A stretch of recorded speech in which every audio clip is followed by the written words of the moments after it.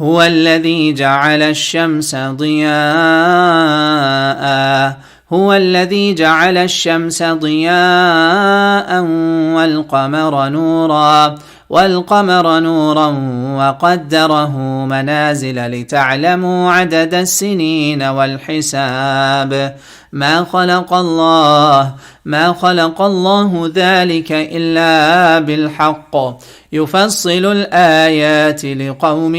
يعلمون إن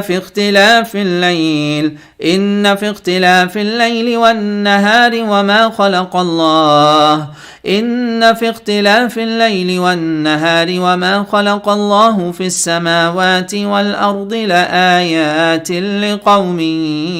يتقون إن الذين لا يرجون لقاءنا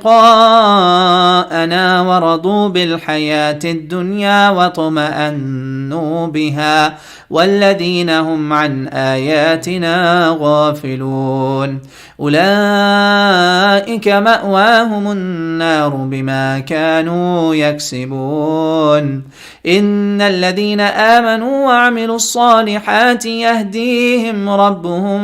بإيمانهم تجري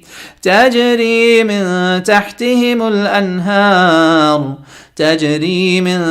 تحتهم الأنهار في جنات النعيم دعواهم فيها سبحانك اللهم وتحيتهم فيها سلام دعواهم فيها سبحانك اللهم وتحيتهم فيها سلام وآخر دعواهم أن الحمد لله رب العالمين.